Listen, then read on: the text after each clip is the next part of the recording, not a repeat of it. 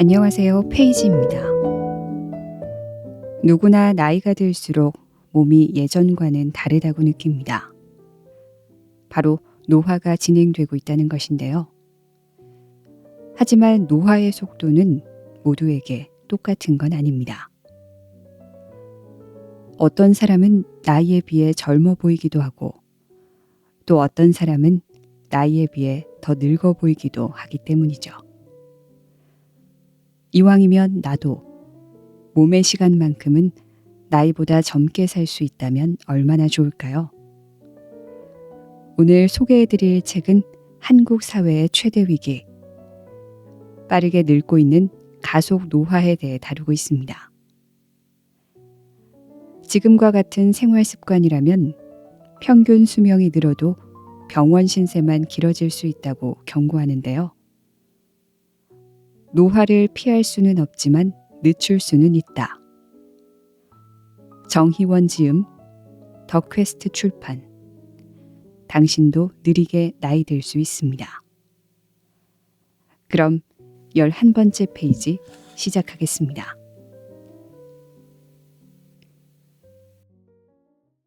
자본주의의 편안함이 노화를 앞당긴다. 만성질환은 대개 평생 동안 축적된 노화의 결과다. 한 사람의 가치관과 생활 방식이 만성질환이나 통증의 패턴을 만들고 건강 수명에도 큰 영향을 미친다. 몸과 마음에는 탄성이 있기 때문에 한두 번 균형을 잃는다고 해서 건강이 완전히 망가지진 않는다. 하지만 한 방향으로 치우쳐서 생긴 긴장과 비틀림을 20년, 30년, 40년 유지하면 그대로 굳어버린다. 드넓은 사막에서 미세하게 틀어진 방향으로 걷다 보면 처음에는 경로가 크게 달라지지 않지만 나중에는 목적지와 한참 멀어지는 것과 같다. 오랜 시간 건강과 벌어진 간극을 좁히려면 문제의 원인을 찾고 개선하기 위해 꾸준히 노력해야 한다.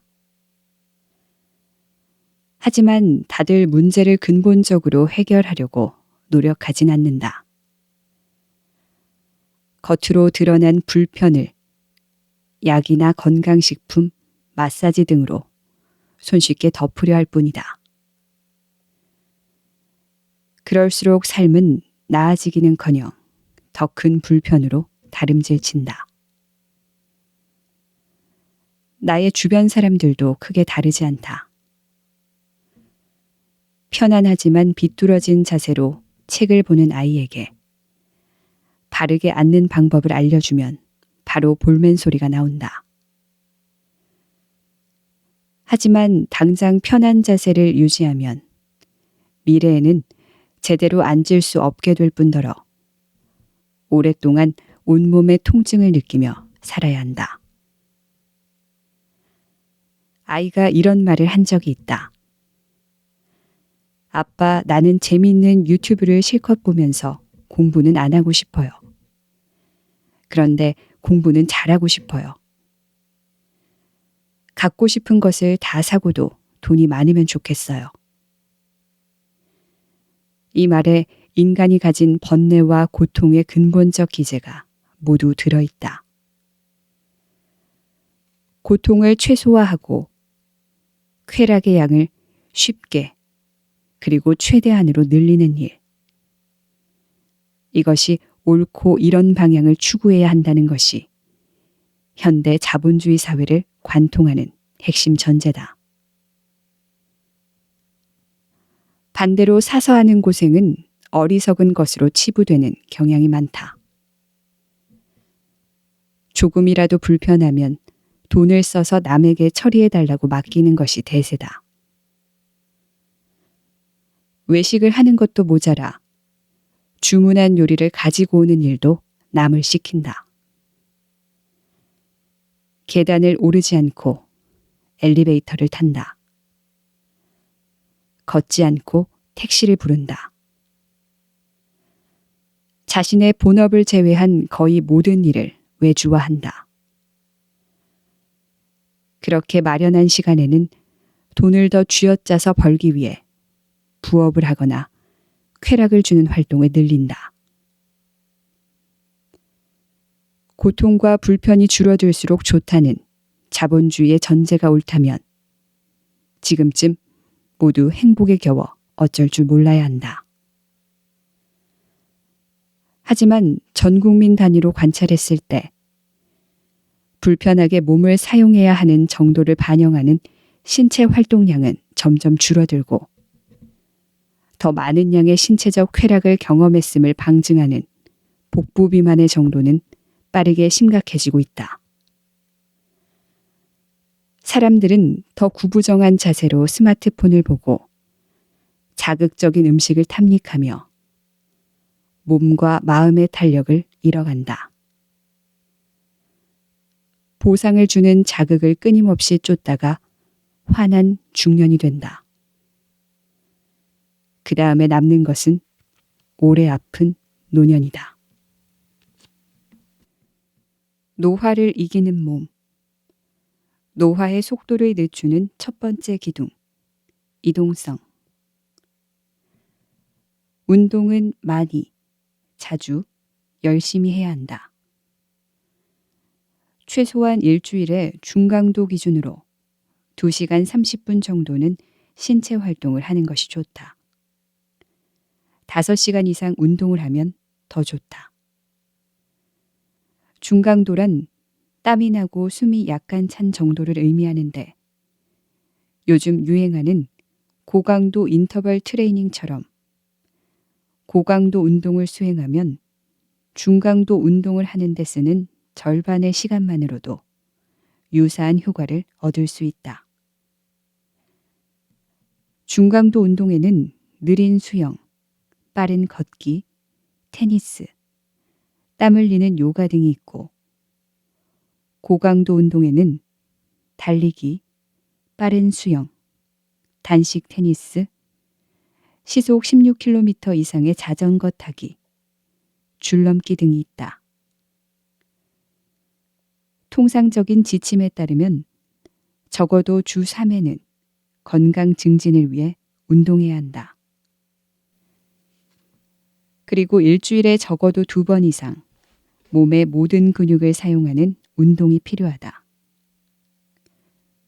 근력 운동은 무척 저평가되어 있다. 여러 매체에서 비교적 덜 강조하고 따분하고 아플 것 같아 보이기 때문에 많은 사람이 웬만해서는 근력 운동을 하지 않는다. 중년 이후에는 주변에 부상당한 사람들 이야기를 들으면서 잘못 운동하면 몸이 망가진다는 선입견을 갖는다. 이런 잘못된 통념들에 가속노화 생활 습관이 더해지니 전 국민이 근감소증을 향해 다름질치고 있다. 한국인은 비만이라도 표준 체중과 체형에 가깝다.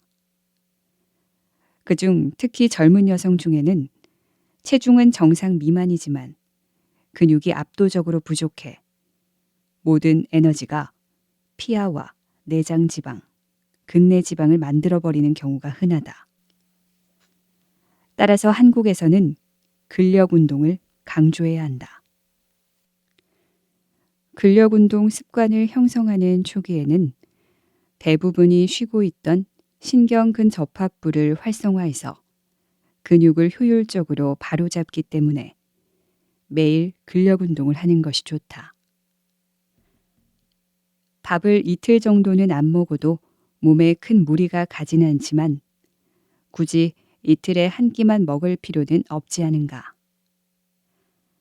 이렇게 처음에는 자주 운동해서 점차 근육이 전반적으로 발달하고 나면 주 1회에서 2회 운동을 해주는 것으로도 충분히 발달한 상태를 유지할 수 있다. 올바른 방식으로 다양한 근육들을 꾸준히 활성화하면 근육과는 관련이 없어 보이는 많은 영역에서 변화가 나타나기 시작한다.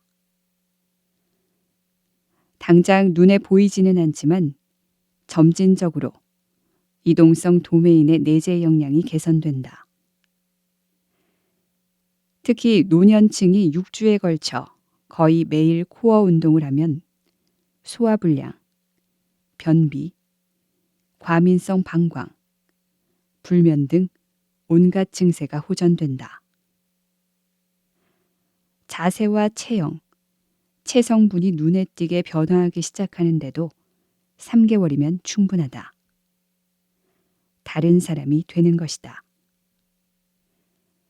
노쇠한 90대의 노인도 이렇게 개선된 사례가 있으니 이미 늦었다는 생각으로 포기해서는 안 된다. 운동 습관만큼 든든한 노후 자산은 없다. 사람들은 현재와 미래의 신체 기능을 연결해 생각하기 어려워한다. 사회 체제와 통계의 해석, 보건 의료 행정이 모두 그렇게 짜여 있기 때문이다. 또한 65세가 되면 갑자기 온몸이 노인의 몸으로 바뀔 거라는 막연한 착각도 한몫하는 것 같다. 이처럼 나이가 든 후의 삶이 현재의 삶과 완전히 분리된 먼 미래라고 생각하는 경향은 젊은 사람일수록 더욱 강한 듯하다. 그들은 짧고 굵게 살겠다고 호기롭게 이야기한다. 지금은 다른 중요한 일이 많아서 바쁘니 운동을 비롯한 몸 관리는 나중으로 미루겠다고 생각하는 경우도 많다. 하지만 신체 기능은 생애 주기에 걸쳐서 연속적, 점진적으로 변화한다. 어느 순간 갑작스레 노인의 몸을 갖는 것이 아니다. 또한 점진적으로 노력해서 만들고 관리한 신체 기능은 갑자기 어디론가 사라지지 않는다. 신체 기능 자산을 쌓으려면 가능한 한 젊을 때 운동 능력을 키워놓아야 한다. 이상 소견이 쌓여 여러 가지 만성 질환이 발생하면 질환과 복용하는 약들 때문에 상당히 제한된 운동밖에 할 수 없다. 노화가 진행되면서 호르몬의 변화, 대사체계의 변화, 신경계통의 변화가 일어나기 때문에 같은 강도로 운동하더라도 그것이 기량 향상이나 근육량 증가로 이어지는 폭이 줄어든다. 여러 제약이 있어도 노년기에 운동을 처음 시작해서 전문 운동가에 준하는 기량을 얻게 되는 사람들이 있다. 하지만 언어나 악기를 배울 수 있는 능력이 어릴 때 현저히 높은 것처럼 이동성도 기능을 강화하려면 일찍부터 신경 써야 한다. 이동성 도메인 역량을 키우는데 시간을 아껴서는 안 된다는 말이다. 바빠서 운동을 하지 못한다고 말하는 것은 스스로의 미래를 적극적으로 파괴하고 있다고 광고하는 것임을 자각해야 한다. 노년기가 되면 한 사람이 평소 걷는 속도는 그 시점에서의 기대 여명을 얼추 반영한다. 노년 인구 집단을 대상으로 하는 연구에서 평소 보행 속도를 초속 1m로 유지하면 10년 내에 사망할 가능성이 거의 없는 것으로 나타났다. 노후를 위해 정말 최소한으로 필요한 운동량은 적어도 한 번에 30분 이상 고강도 운동을 꾸준히 주 2회 이상 하는 것이다. 젊을 때 국민연금을 납입해서 노후를 대비하는 것처럼 이 정도는 해야 이동성 도메인의 기능을 저축해 놓는 것이라고 할 수 있다. 평소 운동을 하지 않던 사람이라면 이런 운동을 너무 갑자기 시작하지는 않는 것이 좋다. 대신 점진적으로 근력과 유연성 등 세부 도메인의 역량을 키워나가면서 운동 강도와 지속 시간을 늘려야 한다. 이렇게 해서 갖춘 이동성 내재 역량을 노후 자산을 관리한다는 생각으로 평생 동안 꾸준히 가꾸고 돌보면 된다. 잠이 부족하다면 어떤 문제도 해결할 수 없다. 갑자기 치매에 걸린 것 같다며 진료실을 찾는 환자 중에는 인지기능 변화뿐 아니라 수면 이상과 기분 변화, 사고 체계 이상이 동시에 존재하는 경우가 있다. 대부분 기저 만성질환 병력이나 뇌 사진으로는 임상 경과가 빠르게 진행되는 원인이 무엇인지 도무지 설명할 수 없다. 이런 경우 처음 환자가 느꼈던 불편함이 잠을 이루지 못하는 증상이나 자꾸 새벽에 깨는 증상이라며 수면제를 처방받아 장기간 복용하거나 다른 정신적인 불편함이 함께 생긴 것일 수도 있다. 바로 잠이 문제였던 것이다. 수면 이상은 여러 가지 정신 건강상의 악순환을 형성하는 경우가 많다. 이를 해결하기 위해서는 수면 이상을 일으키는 원인을 면밀하게 찾는 것이 중요하다. 그 다음에는 그 원인을 치료하면서 수면제 복용을 중단해야 한다. 이 과정에서 자연스럽게 수면의 패턴, 양과 질이 회복되면 환자가 호소하던 치매 증상도 몇 개월에 걸쳐서 좋아지는 경우가 많다. 수면 부족은 초강력, 가속노화 인자다. 당신이 먹는 것이 곧 당신이다. 영양에 대해 깊이 이해하고 자연스러운 식사를 하면 신기하게도 노화에 따른 인지기능 저하를 예방할 수 있다고 밝혀진 식습관을 따라가게 된다. 일명 머리가 좋아지는 식단이다. 이 식단에는 녹색 채소를 비롯한 모든 채소, 견과류, 산딸기류, 올리브 오일, 콩류, 생선 등 섭취를 특히 강조한다. 와인은 하루 한 잔까지만 마실 것을 권고하며 당분이나 정제 곡물, 패스트푸드, 붉은 고기, 버터나 마가린, 치즈는 절제한다. 한 연구에서 약 5년 동안 식단에 따른 인지기능 변화를 관찰했는데 이 식단을 신철하는 사람들은 최악의 식습관을 유지한 사람들에 비해 무려 10년당 7.5년치의 뇌 노화 지연 효과가 있었다. 남들은 10년 나이 드는 동안 2.5년만 노화했으니 뇌 노화 속도가 4분의 1로 느려진 셈이다. 콩과 채소, 두부를 많이 먹고 올리브 오일을 요리에 충분히 사용하며 소금과 설탕을 최소한으로 사용하고 잡곡과 현미를 충분히 섞어서 밥을 하면 금상첨화다. 안타깝게도 집 밖에서 만나는 음식들은 이 식단과 정반대의 특성을 가진 경우가 많다. 어쩔 수 없이 일상에서 바깥 음식을 주로 먹어야 하는 상황이라면 하루 한 끼 정도는 앞서 언급한 올리브 오일과 분리대두 단백 쉐이크를 마시거나 올리브 오일을 듬뿍 뿌린 샐러드로 끼니를 만들어 보는 것도 방법이다. 가속노화 식사를 할 수밖에 없는 상황이라면 단순당과 정제 곡물의 비중을 최대한 줄이고 내가 선택할 수 있는 식사에서는 가급적 이 식단의 요소들로 영양소를 채워보자. 식습관이 정상화되면 체중이 변하기 전에 며칠 이내에 머리가 개운한 느낌이 든다. 여기에 적절한 운동, 마음 챙김과 수면의 개선이 동반되면 2, 3개월 이내에 완전히 다른 사람으로 태어나는 것은 경험할 수 있다. 아무리 운동을 해도 늘지 않던 근육이 어느 순간 늘어나고 체중이 크게 줄지 않았는데도 허리가 잘록해진다. 같은 시간 잠을 자도 아침에는 활력이 더 느껴진다.